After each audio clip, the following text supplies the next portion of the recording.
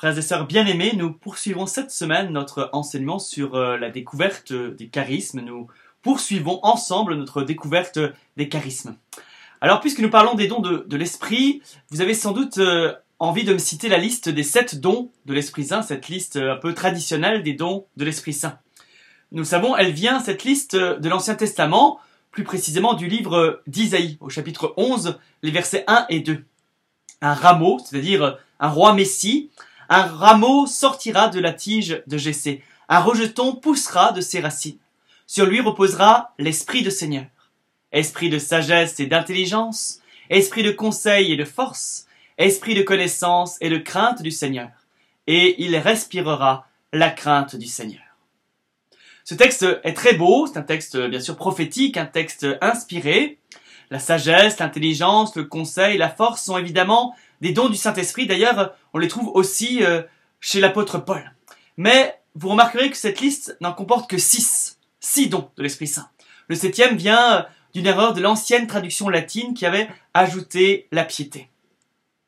Ce texte est une des perles de l'Ancien Testament et il mérite d'être lu, il mérite d'être médité, mais il ne signifie en aucun cas que le nombre des dons du Saint-Esprit doit être limité à 7 ou à 6, à moins ou à plus.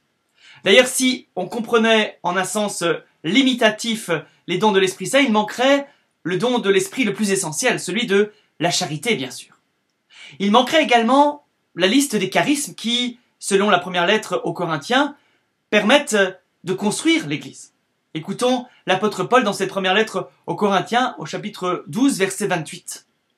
« Vous êtes le corps du Christ », écrit Paul.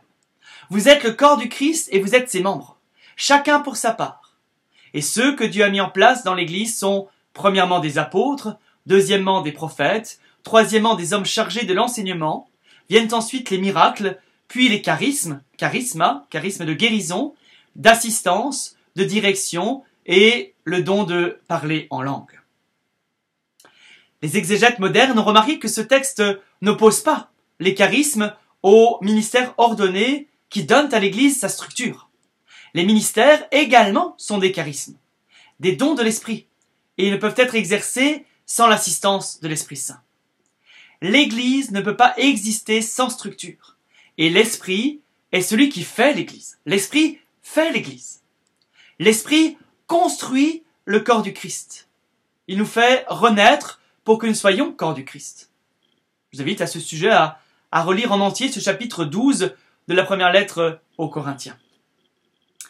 La grâce de l'ordination est donc un don de l'Esprit, mais elle ne suffit pas pour que l'Église soit vivante, pour que l'Église soit missionnaire. Il importe que chacun, sans exception, mette en œuvre son charisme propre. En ce qui concerne la mission que Jésus a confiée à son Église, chacun de nous a reçu le don de force nécessaire pour cette mission. Vous l'avez reçu par la grâce de la confirmation. Encore faut-il que chacun mette en œuvre ce don de l'Esprit. Et pour cela, il importe que chacun demande quel est son charisme propre ou quels sont ses charismes propres. La grâce de la confirmation est la même pour tous, en ce sens que tous sont capables d'être missionnaires. Mais elle est diverse dans la mesure où nous sommes tous différents et où nos talents sont différents. Il y a 1000 façons d'être témoins, il y a 1000 missions auxquelles Dieu nous appelle et nous ne devons pas refuser cet appel. Mais il y a aussi des domaines où nous sommes très mauvais et nous devons l'accepter avec beaucoup d'humilité et nous garder surtout de jalouser ceux qui sont peut-être plus brillants dans ces domaines. Tout confirmé a reçu un certain charisme de témoignage. Mais si on considère la diversité des personnes, on voit que ce charisme peut prendre des formes très variées. Et c'est cette variété qui fait la richesse de l'Église. Et si on empêche cette diversité de s'exprimer, alors on appauvrit l'Église. On l'empêche d'être rayonnante. Mais par contre, si on aide chacun à découvrir sa vocation dans l'Église et à mettre en œuvre son charisme propre, alors on l'aidera à être docile à l'Esprit et à devenir un instrument de l'Esprit de Dieu au service de la mission. Une cellule paroissiale d'évangélisation est un lieu privilégié de l'entraide spirituelle, par laquelle nous pouvons nous aider les uns les autres à découvrir nos charismes propres.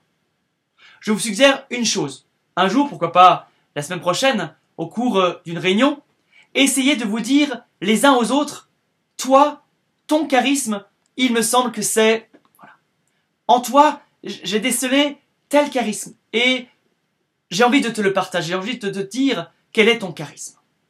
Alors frères et sœurs, que l'Esprit de Dieu vous éclaire, qu'il vous accompagne, qu'il vous donne d'être vraiment docile à son action, qu'il vous permette d'être témoin là où vous vivez. Bonne semaine, bonne rencontre de cellule.